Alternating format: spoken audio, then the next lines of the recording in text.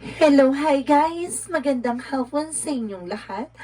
This is Gino Rodriguez, Mama Sagari Channel, a faith healer, also mata reader. So ngayong hapon, natataga natin nagsabihin sa iyo ng ating mga gabay. So this is a special gabay for the month of April 12 hanggang April 18 for the sign of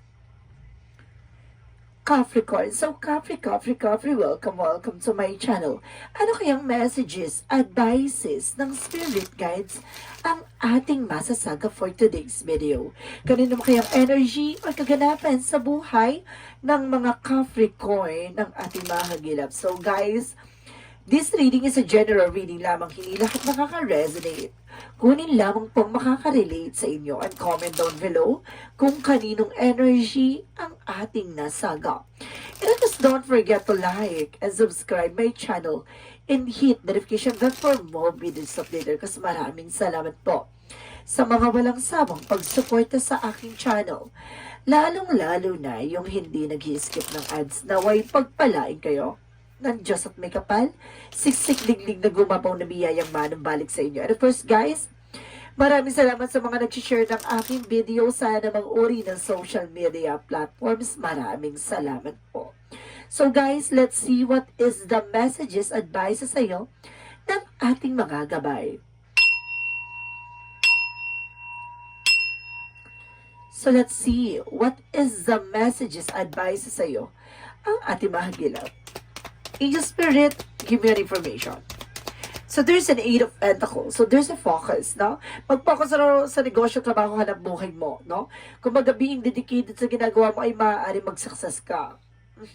Kailangan mong mag-focus. Huwag ka magpapalin lang. And I guess there is an opportunity with Ace of Cups with love over or something in new love or something in new romance. And of course, something in new beginning. So talaga magsisimula ito ang panibagong eksena. At there's a plus, no? There's an additional na nakasign dito or something cross. Na sinasabi there's an information na idadagdag to sa buhay mo.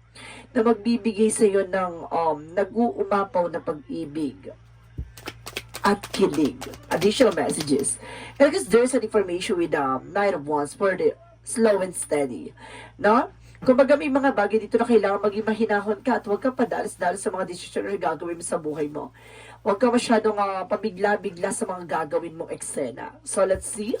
What is additional messages for Angel Spirit? Because there's a Knight of Cups, so wish fulfillment. So may mga bagay na unti-unti na matutupad dito. No? May mga bagay na may isa sa katuparan. So let's see. Additional messages. Because guys, there's the Chariot card. So there's an action. So there's a movement. So may paggalaw ng eksena dito na unti-unti ng kikilos at unti-unti ng magbabago, no? There's a movement and something and action. So may mga kaganapan sa buhay mo na unti-unti na matutupad. No, gagalaw na ang baso dito guys na maaaring magdala sa iyo ng something as success. Because there's a page of sword na get more information, being curiosity. Kailangan tuklasin at alamin mo pa yung mga bagay or informasyon na malalagap mo or something makukuha mo. No? So let's see what is the Eight of Pentacles. The Eight of Pentacles represent what? The Four of Swords. So there's an intuitions na makinig ka sa gut feeling mo. So and of course there's rest. So kailangan mo na pahinga dito at mag-focus ka sa ginagawa mo. Kumbaga wag mong intindihin yung mga walang kabuluhang bagay. Diba? So let's see what is the Ace of Cups. And because there's an information with the Queen of Swords, this is the bigger picture. Dapat tinitignan mo yung magiging possibilities. Itong tao ba to? Deserve niya bang mahalin ako? Deserve ko bang mahalin niya? Ganun. Kumbaga tinitignan mo na kagad yung magiging possibilities sa relationship. Kumbaga, tinitignan mo sa lighter side. Kasi kumbaga, ang buhay ay hindi na laro. Wala nang, kumbaga, hindi na ito papi-papi love na ganong eksena. Kumbaga ngayon, tinitignan mo na kung meron kang, kung may pangarap ba tong tao na to together with me, kumbaga alam mo yung may pangarap na gusto kang makasama, ganon. Kumbaga, kailangan ganun yung mindset niya or something perspective niya na gusto niya mag-grow kasama ka, ganon. Kumbaga, let's see what is the Nine of Wands. And because there's a devil card, so there's a temptation or something pabugso-bugso, no? May mga bagay dito na huwag kang maging padalos-dalos with the Nine of Wands. So may mga bagay dito na parang pabigla-bigla, no? Kaya minsan, kumbaga, nagkakaroon ka ng hindi magandang eksena that because of your mga paladesisyong mga paladesisyong eksena dito. There's a Knight of Cups for the Two of Pentacles. So, there's a balance. So, kailangan mo maging balance at magdadala sa'yo ng wish fulfillment. So, may mga bagay na unti-unti nang matutupad. No, kailangan mo maging balance spiritual and medical. And because material, so there's a negative and positive energy na kailangan mo maging balance. No, so let's see what is the Chariot card. So there's the Eight of Cups. So there's a letting go. No, may mga bagay na kailangan mo i-let go. Hayaan mo mangyari with the moment. With the Chariot card, so there's an action. So, yes, so may pagkilos, may paggalaw. Pero sila kasabi dito na kailangan mo i-surrender. No, hindi mo kailangan pilitin. Hindi mo kailangan agad-agarin. No? Let's see what is the Page of Swords. So, there's an information dito with the Hangman. So, there's a new perspective, no? Alamin mo at tuklasin mo yung makakapagpadagdag pa ng kaalaman mo, pagpapayabong sa'yo, so, makakapagbigay sa'yo ng something improvement, development sa kaganapan sa buhay mo, lalo-lalo sa business, sa trabaho, negosyo, hanap buhay mo. Kailangan mo ng something new, no? Kailangan ng, kumbaga, kailangan mo ng pagbabago or something, ibang sistema or ibang cycle kung paano mo papapatakbo yung eksena mo na kumbaga hindi na kasi kumbaga hindi na patok, no, hindi na patok yung ginagawa mo before. So ngayon kumbaga baguhin mo yung strategy mo. Ganon yung eksena dito. So let's see what is the Eight of Pentacles and the Four of Swords. Because guys, there's the Hermit card with the soul searching and soul enlightenment. So, being a center with the God, no? Gawin mo center ang ating Panginoon. Magdasal ka, no? Pakinggan mo ang iyong inner voice with the Four of Swords, no? And because mag-focus ka sa ginagawa mo, the more na ginagawa mo center ang ating Panginoon, at the same time, nagpo-focus ka sa ginagawa mo, hindi mo namamalayan, nagsasuccess ka na pala, hindi mo namamalayan, nakukuha mo na pala yung hinihiling mo. Diba? The more kasi tayo na nakafocus dun sa or something, nagiging greedy tayo sa pagtupad ng mga pangarap natin, lalo tayo na napupostpone. Na kailangan natin surrender kay God, which is na ginagawa na natin, invest natin, mag-focus tayo sa ginagawa natin. Pero wag mong isipin or wag mong pagmasdahan yung mga nangyayari sa paligid mo. Hayaan mong mangyari naturally. No? So let's see what is the Ace of Cups and the Queen of Swords. So there's an information with the Page of Pentacles by investment. No, kumbaga, ito nga yung sinasabi ko, diba? This is the bigger picture of yourself. And of course, rather na pagdating sa love life. Kumbaga, tignan mo itong tao na to, may plano ba to sa akin? Itong tao na to, kumbaga, gusto niya ba ako makasama in their near future? And of course, there's a Page of Pentacles by investment. So, kumbaga, gusto niya magkaroon ng invest sa'yo or mag-invest sa'yo with a long run. So, may mga bagay dito na gusto niya talagang pang matagalan. Wow, it's a good part. So, let's see what is the Knight of Wands and the Devil card. So, there's Black naman. So, this is a black magic involved. Kaya, kumbaga, pinapabagal niya ang takbo ng eksena with the Devil card and the Black naman. So, there's a Knight of Wands for slow and steady. No, kumbaga, tuloy-tuloy ka lang, no? Hindi, kumbaga, mabagal man ang pag-usad mo, pero at least, no, wala kang tinatapakan tao, pero may mga taong gumagawa behind your back. Hayaan mo sila. No, kasi may mga tao dyan na, kumbaga, hahatakin ka bababa. No, hayaan mo lang sila. Kasi the more na binababa ka nila, inaangat ka ng Panginoon. So let's see what is the Nine of Cups and the Two of Pentacles. So there's a Ten of Cups. So there's an happiness. And because there's an abundance coming in for you. No, talaga magiging balance at magdadala na kaligayahan, tagumpay, at karangyaan. So let's see what is the Chariot card. And of course, the Eight of Cups. So there's a Page of Cups by intuition. Makinig ka lagi sa inner voice mo, sa intuitions mo. Kasi yun yung magdadala sa'yo kung paano mo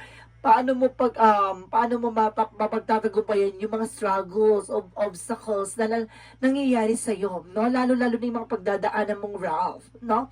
Yung mga balakid, no? Mga taong gusto kang pabagsakin pero hindi nila magagawa dahil kumbaga pinalakas ka at pinatibay ka ng Panginoon. Because there's a Page of Swords, because the Hangman represents the King of Swords. Stop the pattern, no? May mga bagay na kailangan mong putulin, alisin, lalo-lalo na yung perspective or pananaw mo na alam mong alanganin or nag-aalinlangan ka sa paniniwala at pananampalataya. Kailangan mong diretso lang. At the same time, kailangan mong alamin, tuklasin ang mga bagay na makakapagpadagdag sa iyong kaalaman. At the same time, there's a new perspective na magpapabago sa pananaw at paniniwala mo. And because there's a King of Swords or a new cycle and there's a mental clarity na magbibigay kaliwanagan at kalinawan sa mga nangyayari sa iyo sa kasalukuyan. So let's see what is additional messages for the outcome.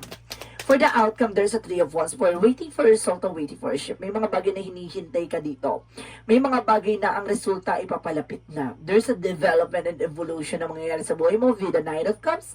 So maraming offer na papasok dito, no? Marami kang matatanggap na offer. At ano ba tong offer na to na gusto nating malaman? Ayan, gusto niyo, di ba? So, okay. At if in the near future, dagdagan natin ang eksena, in the near future, no, itong linggong to, itong special gabay na to, tingnan natin ano ang magiging offer sa'yo. Gusto niyo yan? So, let's see. Ang offer sa'yo for today's video. So, there's a white naman. And of course, there is Nine of Pentacles. So, being secure. Isi-secure ka ng ating Panginoon. There's a white naman by divinity. Na binibigyan ka ng kalinawan, kaliwanagan, at kalinisan sa kaisipan, at kalinisan sa mga bagay na nangyayari sa iyo sa kasalukuyan. May mga bagay dyan na nagsilbing balakid, no? At dumi sa mga hanay mo. At sinasabi sa dito at sinisecure ng ating Panginoon na ibibigay sa ito ng buong buo at malinis at maayos. So, ibig sabihin dito, may mga taong iaalis ang ating Panginoon sa iyo na mga taong hindi makakabuti sa iyo. Kaya sinisecure niya tong offer na to na para maging maganda ang buhay mo, maging masagana at mabuti kang tao at parang inuhubog ka at nililinis ka bago pa ibigay to sa itong offer na to. Bago mo matanggap to, aalisin at lilinisin niya ang mga tao sa paligid mo na nakakasira at nakakapirwisyo sa iyo. Oh, 'di ba? So let's see what is additional messages about sa career. Sa career, there's an Ace of Pentacles, sorry. There's a big money and big opportunity. See? Pagdating sa finances and career mo, talagang may malaking pasabog, no? Malaking pasabog na magdadala sa'yo ng malaking pera, no? Or malaking offer. Or malaking, it's a promotion, or increase for financial salary, no? Or a source of income. So, let's see what is additional messages about sa career. And because guys, there's the temperance. This is the perfect timing, no? And because there's a healing, rather, na unti-unting paghilom, unti-unting makakawala ka na sa lungkot at paghihirap pagdating sa pera, no? Kumbaga sinasabi sa'yo dito na, kumbaga magkakaroon ka ng freedom for finances crisis, ganon. So sinasabi dito na kumbaga makakaraos at makakabangon ka na sa mga pinagkakautangan, hinuhulugan, no? At yung, alam mo yung iniisip mo na parang, makakalaya ka na sa mga iniisip mong worries pagdating ng buwan-buwan, yung mga bills, gano'n. Kumbaga, bibigyan ka ng way ni God para makakuha ng para matugunan, no, yung pangangailangan mo sa araw-araw, no? So, let's see additional messages about sa love life. So, there's a Five of Cups by something regret or disappointment. Meron dito nangihinayang or nagsisisi sa paglisan sa'yo or pag-iwan sa'yo sa area. And because there's a Nine of Pentacles, kasi kumbaga nakikita niya na nasa paligid mo ang magandang bukas, no? Pinipilit kang guluhin ng iba pero pananatiling inuulang ka ng biyaya, 'di ba? Kumbaga may mga part na negativity or nanggugulo sa'yo, pero at the same time kumbaga nandun yung biyaya eh.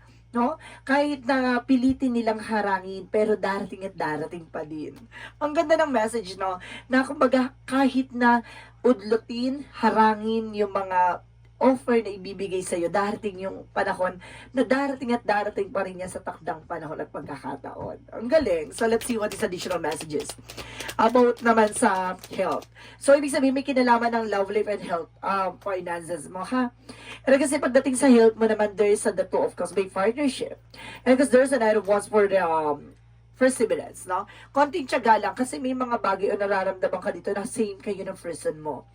No, parang sinasabi dito sa dami na naiinggit sa inyo, no, ginagawang kayo ng karamdaman. Pero eventually, no, kumbaga nagtutulungan kayo to heal in each everyone. No, kumbaga nagtutulungan kayo pagalingin ng isa't isa.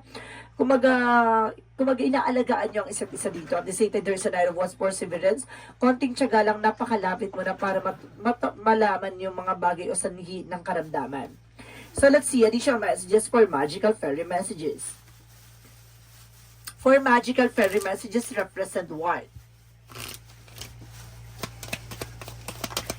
So there's ask for what you want, no? Let the universe and other people know what you need, no?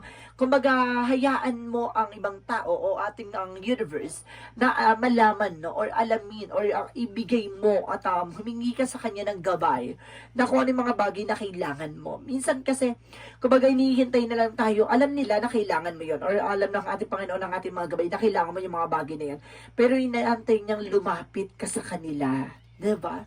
So let's see what is magical fairy messages additional. And because there's a winter. So the answer to your prayers and affirmation are fully realized at the winter season. No, kumbaga mararamdaman mo yan at yung mga bagay na kumbaga magtutupad sa mga pangarap mo ay pagdating ng taglamig or tagsibol, no? Kumbaga mararamdaman mo yan ngayong winter season. So let's see guys, now what is additional messages for Yin and Yang Oracle card.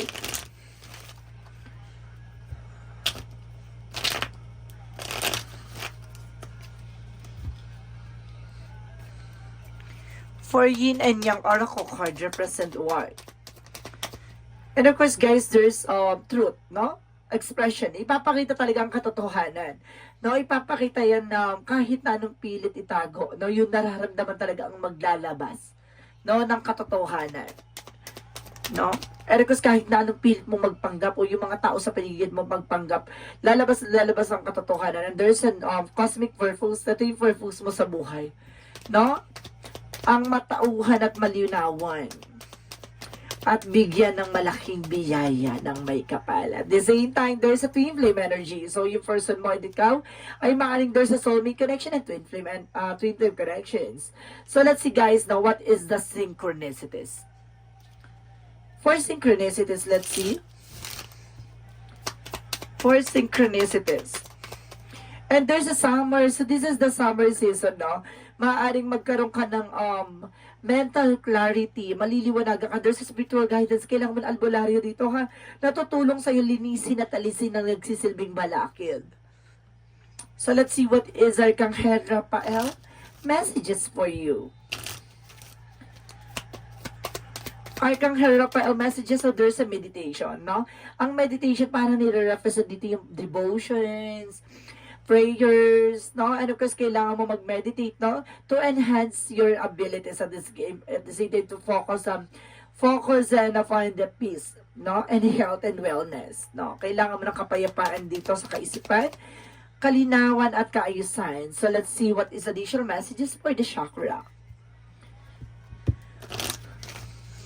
For the chakra messages represent ang completion. Huwag mong hayaan mahuli ang lahat, ha? Kumbaga may mga bagay ang paalala sa'yo dito. There's a vanity. Alisin mo yung mga luho, bisyo, or yung mga walang kabuluhang bagay. And there's a joy. Ang ligaya ay mapapa sa iyo. No? So let's see what is Arcangel Michael messages. So let's see what is Arcangel Michael messages for you. And of course, let's spend more time outdoors. So kailangan mong kumbaga mag-spend ng oras sa labas, na magliwaliw or something. And of course, there is an information ng innocence. Maaring inosente ka, may mga bagay na hindi ka pa nalalaman at hindi lubos pang nalalaman. And of course, there is keep your eyes on your target intention, no? Panatiliin mo ang intention mo doon sa tama, no? At kung ano ba talaga yung purpose mo sa buhay. No, ano talaga ang plano mo? Ano ba talaga ang pangarap mo? Doon ka mag-focus. No, para may isa katuparan nito. So, let's see what is the Monsology. And a new start is coming. So, may kakaroon ka talaga ng bagong simula. At ito ay parating na. And because there's a time to give rather than take, mas maganda yung ikaw yung nagbibigay ng oras kaysa ikaw yung binibigyan ng panahon at oras. Diba?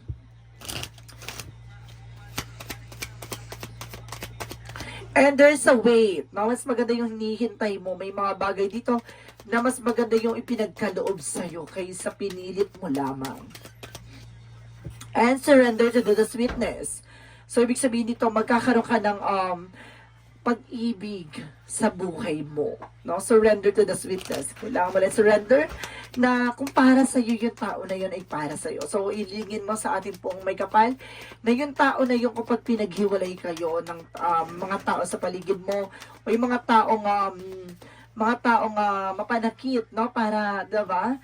Kung pinaghiwalay kayo ng eksena or ng panahon, kung kayo talaga naway pagbukli din kayo ulit ng tadhana, no? Ganon, hilingin mo yan. And there's a builder. So, ibig sabihin nito, papalakasin ka, no? Ang pundasyon mo para hindi ka nila kayang buwagin o hindi ka nila mapapatumba o mapapabagsak ng ganun-ganun na lamang. There's an animal. So, some of you, animal lover guys, no?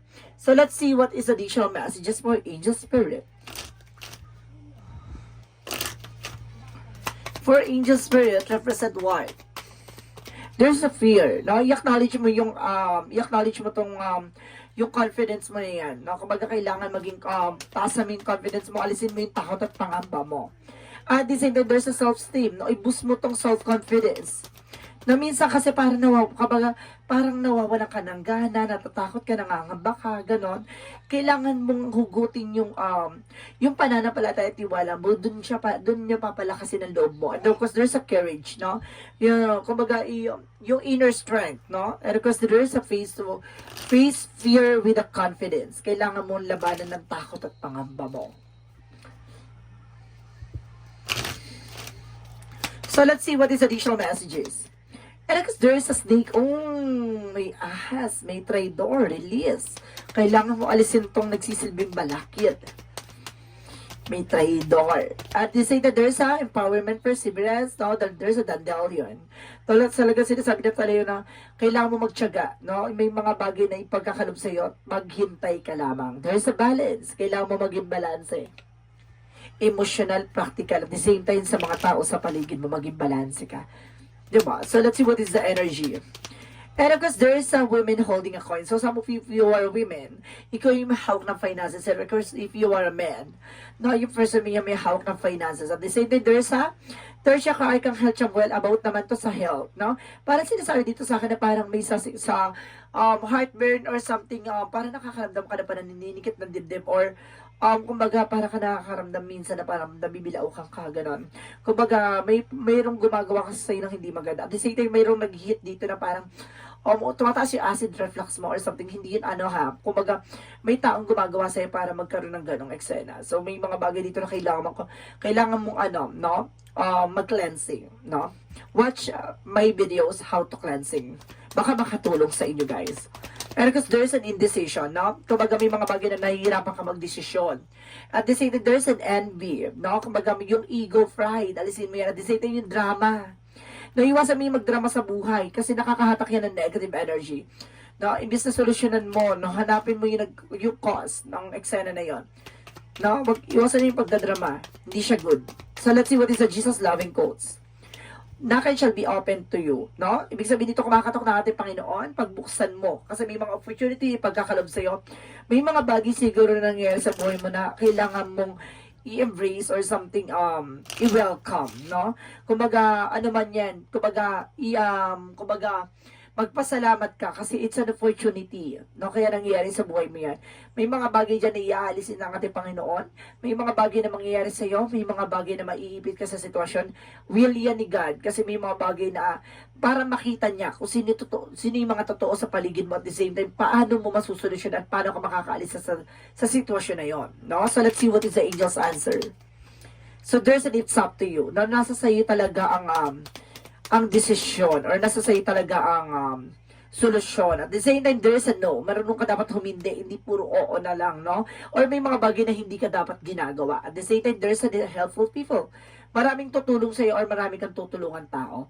And this is the perfect timing. So this is the moment na maaring, kumbaga maraming mga bagay na nangyayari sa'yo na hindi mo alam na nakatakdang talagang mangyari. Kumbaga lagi siyang perfect timing. So, kumbaga or either there's a blessed disguise, no? Kumbaga hindi mo na-expect na may, kumbaga there's kumbaga God will provide. Kumbaga yung akalain mo na wala na mangyayari doon sa eksena na yung kala mo, maiibit ka na sa sitwasyon pero bilang may tulong pala ng langit. Kumbaga, kung biglang may tutulong sa'yo or yun yung instrument ni God kung paano kanya mapapalingon sa kanya, na paano ka lalapit sa kanya, ganoon. So let's see what is the Romance Angels. Romance Angels represent make the effort. So kailangan mo mag-effort pagdating sa love life. Kailangan mo mag-effort, hindi naman pwedeng diba? Kailangan syempre, ipakita mo sa kanya yung pagmamahal mo rin, diba? Lalo-lalo na yung mga taong pinaghiwalay ng tadhana, tapos pinagtagpo ulit ng ng Panginoon. Yung gano'n, yung parang nagkaroon ng second time around. Yung parang paghihiwalay pero magtatagpo ulit kayo para i-continue yung naudlot na pag-ibig. May ganung eksena, guys, ha? So, let's see what is Angel's number. 4666. Great blessing. Oh, diba? May biyaya talagang po. May kapala sinasabi sa'yo dito. Nurture yourself, your need, desire, and boundaries. Let go of things that are waiting you down. Make a space of something meaningful and expand your spirit to all areas of your life. That big love opportunity or job needs to squeeze in somewhere. So, ibig sabihin dito, lahat daw ng mga mabibigat, no? Lalo-lalo na yung nararamdaman mo or pasadin sa buhay mo, bitawan mo. Kasi hindi ka gagaang. No? Hayaan mo ang universe yung magbigay sa'yo rather na ating Panginoon na ipagkaloob sa'yo yung mga bagay na nararapat sa'yo. Siguro yung mga plano mo sa buhay, yung mga bagay na gusto mo mangyari, mga bagay na pinipilit mong makuha. So, may mga bagay dyan na kailangan mong bitawan. Kasi kung talaga para sa'yo yung, katulad sa courses, no? Yung course mo, no? Or yung mga pangarap mong business. Kung talagang para sa'yo yan, ibibigay yan in other way. No? Huwag mong pilitin. Kung hayaan mo, mag-focus ka sa ginagawa mo at the same time. Kung para sa'yo yan, ibibigay. Pero kapag hindi para sa'yo yan, gagawa yung way sigad na para hindi mo makuha yan. Ha? Ganun talaga. Or may mga bagay na hinahayaan niya at sinusubukan ka muna niya na kung hanggang sa katatatag doon. No? Kaya kung magtiwala ka na kapag ang Diyos ang nagbigay ng plano sa'yo, I guarantee you, hindi yan makukuha ng nino man. Diba? Kapag yan ang plano ng ating Panginoon, dyan ka. Kahit nasirain ka nila, hindi nila masisira ka. At hindi nila makukuha kung ano man ang meron ka. Kasi blessing ni God yun. Diba? Kahit napilitin na agawin, sirain ka, hindi ka nila masisira ng ganun-ganun na lamang. So let's see what is the messages of life. Hope, ang pag-asa. So let's see. And watch this. Charis, as I enter the great school of life, I hold tight to my faith in God. God loves me, guides me, and guards me in every situation I encounter, regardless of what I confront. I trust the true nature. Today I welcome life. I know that light will always return and there will always be infinite possibilities for me. So see, alam mo talaga na kung mananampalataya ka at kakapit ka sa ating Ama, no, na ating Panginoon, na lahat na nangyayari sa buhay mo ay may ibig sabihin at may halaga. Kumbaga, doon mo makikita ang totoong kahulugan ng pananampalataya. Kasi may mga bagay talaga, guys, na iaalis sa iyo ang ating Panginoon kung hindi yan nararapat sa iyo. Sa lahat ng aspeto, love, life, career, finances, and health, no? Kung hindi yan makakabuti sa iyo, aalisin yan ng ating Panginoon.